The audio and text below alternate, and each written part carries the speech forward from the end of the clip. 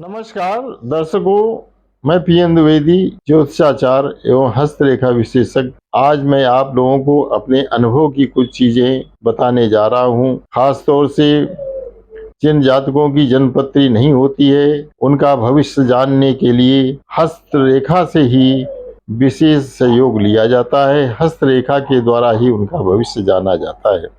पिछले वीडियो में मैंने कुछ रेखाओं के बारे में बताया, लेकिन आज मैं आप लोगों को और भी कुछ चीज़ों के बारे में बता रहा हूं। जैसे हमें ये जानना हो कि हम व्यवसाय कर सकते हैं कि नहीं, व्यवसाय से हमें लाभ होगा कि नहीं। व्यवसाय के लिए बुध रेखा होती है। बुध रेखा जो होती है, ये यहाँ से स्टार्ट हो करके ये लक लाइन से भी स्टार्ट हो सकती है और सूर्य रेखा से भी स्टार्ट हो सकती है, लेकिन ये जाती सीधी बुध क्षेत्र पे है। बुध क्षेत्र पे बुध रेखा जो चली जाए तो ऐसे जातक व्यवसाय करते हैं और व्यवसाय से इनको लाभ भी होता है।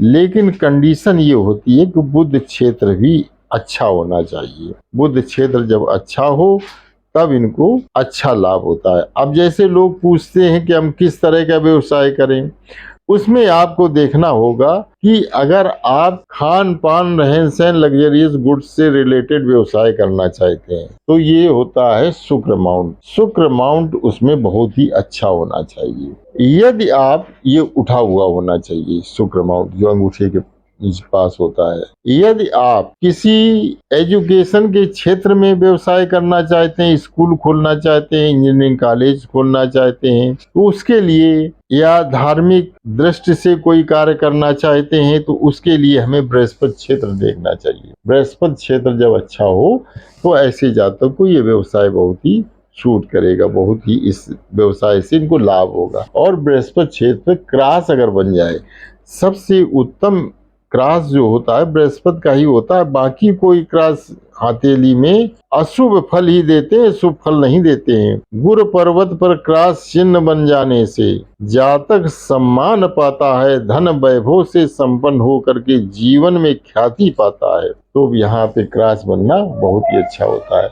अब अगर आप शनि से रिलेटेड व्यवसाय करना चाहते हैं तो शनि के से रिलेटेड व्यवसाय जैसे तेल है, डीजल है, लोहा है, पेट्रोल है, चमड़े का काम है, लेदर का एक्सपोर्ट करना है या इंपोर्ट करना है, उसके लिए हमें शनि क्षेत्र देखना होगा। अगर आपकी जन्मपत्री में शनि उच्च के हैं या शनि स्वराशि के हैं, मकर के हैं या कुंभ के हैं, इसके अतिरिक्त अगर ये शनि पर्वत भी उठा हुआ है तो आप जो है इस तरह का व्यवसाय कर सकते हैं। अगर आपको एक्सपोर्ट करना है, इंपोर्ट करना है, तो ये विदेश का व्यापार हो गया। इसके लिए हमें सूर्य पर्वत का भी सहारा लेना पड़ेगा। सूर्य पर्वत अच्छा होना चाहिए और सूर्य रेखा भी अच्छी होनी चाहिए। चंद्रमा जो होता है ये यात्रा का कारक होता है। अब जैसे बहुत से लोग ये पूछते हैं कि हमारे जीवन में यात्राएं कैसी हैं, विदेश यात्रा है कि नहीं है। तो अगर आपके चंद्र क्षेत्र पे कोई रेखा अर्धचंद्राकार बन जाए तो आपके जीवन में विदेश यात्राएं अच्छी होंगी, विदेश आना जाना अच्छा रहेगा।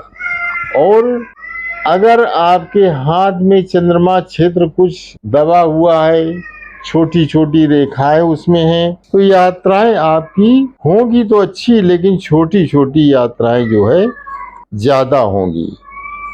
अब इसके बाद एक मैं महत्वपूर्ण चीज बताने जा रहा हूं। आप हथेली में अगर आपकी ये अनामिका उंगली मध्यमा उंगली से, मिडिल फिंगर से ये रिंग फिंगर अगर आगे बढ़ जाए या इससे बड़ी हो, तो ऐसा जातक जो होता है वो प्रशासनिक क्षमता में दक्ष होता है, आईएएस हो सकता है, या राजनीति में होगा तो राजनीतिक दृष्टि से एडमिनिस्ट्रेटिव पावर उसके अंदर बहुत ही अच्छा होगा। कनिष्ठिका उंगली का झुकाव अगर इधर है, अंदर की तरफ है, तो ऐसे जातक के जीवन में धन तो खूब आता है लेकिन खर्च की अधिकता रहती है। कनिष्ठिका का ज्यादातर सीधा होना अच्छा होता है, इससे अपव्यय कम होता है। धन का नुकसान जो है इनके जीवन में कम होता है। अब आपको अगर ये देखना है कि हमारे जीवन में